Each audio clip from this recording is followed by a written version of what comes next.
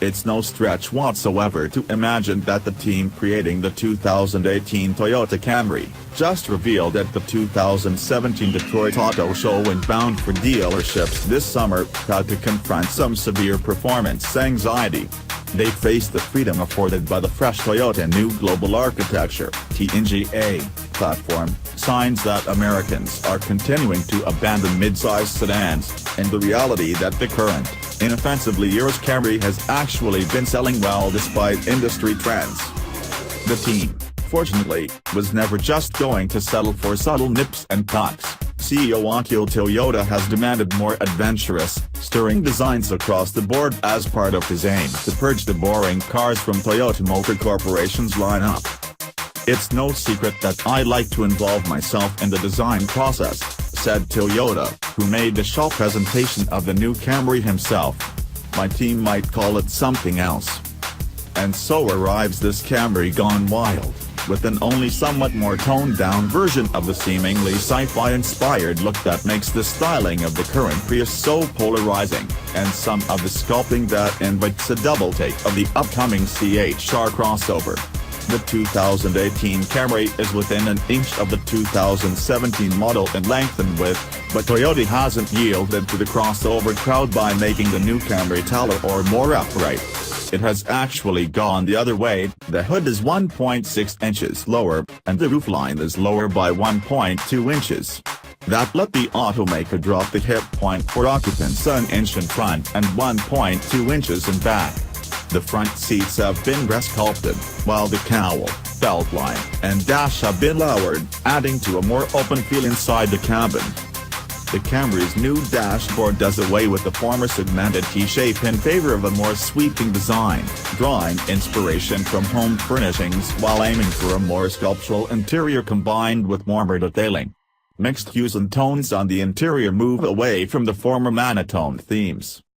Beyond appearances, Toyota calls the TNGA platform that underpins this Camry a structural reform movement for the entire company that will result in cars that are more dynamic, athletic, and fun to drive.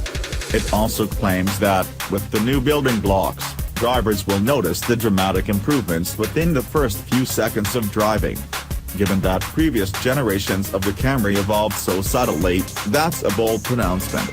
But, based on the level of improvement we've seen in the latest, fourth-generation Prius, the only model with that platform to make it to production so far, we'll take it seriously. To complement the new structure, it boasts a lower center of gravity. Toyota takes the Camry into new chassis tuning territory by ditching the struts in the rear for a multi-link suspension setup, while a 4-point engine mounting system should help keep the cabin experience smoother and quieter. Perhaps the greatest surprise in all of this, to gearheads, is that Toyota still hasn't killed the V6. Toyota has subbed in the latest direct-injection 3.5-liter version for its flagship Camrys. The BAS 2.5-liter dynamic force inline-4 has a higher compression ratio, a variable cooling system, multi-hole direct injectors, and electric variable valve timing, and Toyota says it will have higher power and torque ratings, although it has not yet specified those figures.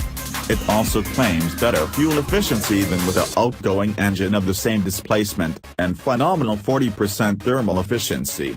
A new 8-speed automatic transmission, with faster and more decisive shifts, should make the V6 and 4-cylinder versions more enjoyable. Camry hybrid models will also get a version of the new 4-cylinder, and they should have improved powertrain drivability with their continuously variable transmissions electronically managed to simulate a 6-speed automatic, with paddle shifters included in the SE model.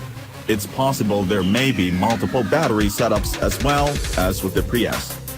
Toyota claims improved ergonomics, along with next-generation displays, in the form of 3 interlinked screens. On some models, that will include a 10.0-inch color head-up display, a 7.0-inch multi-information display, and an 8.0-inch display for audio, navigation, and climate control that is flush with the center console and has a smartphone-like interface. that comes via the new Entune 3.0 system, which offers 4G LTE-based in-vehicle Wi-Fi for up to 5 mobile devices, plus new Remote Connect features and an app suite across all trim levels.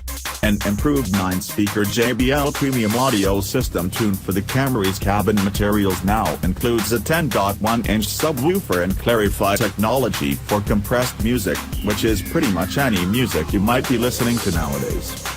The Toyota Safety Sense system includes pre-collision warning with pedestrian detection, lane departure warning with steering assist, and automatic high beams, plus adaptive cruise control and a backup camera. It will be standard on all 2018 Camrys. Blind spot monitoring and cross-traffic alert are available on some models. The 2018 Camry comes in 4 trim levels: LA, XLE, SE, and XSE. The SE and XSE get a set of sport appearance upgrades that go beyond trims and finishes, with Toyota designers targeting differences that could be spotted from 200 yards away. Rocker panels are more sculpted, front and rear bumper designs are different, with a diffuser down below and the trunk hood lip up above, and the face has a more exaggerated, aggressive look with the same catamaran-style lower bumper accents that Toyota has used elsewhere, to mixed results. They'll also get a mesh grille and smoke-tinted rear combination lamps, with 19-inch black machine finish aluminum wheels reserved for the Camry XSE. Remaking Toyota's bland bestseller to be more expressive is risky, and might not even save this mid-size sedan from the big market shift that's underway. But the sales success of the Nissan Maxima, one of the more daring sedans of the past year, might well calm those jitters. We're looking forward to driving the new Camry because we've long thought the top-selling sedan in America should be less boring. Or, as Toyota said during the presentation, why should SUVs get all the glory?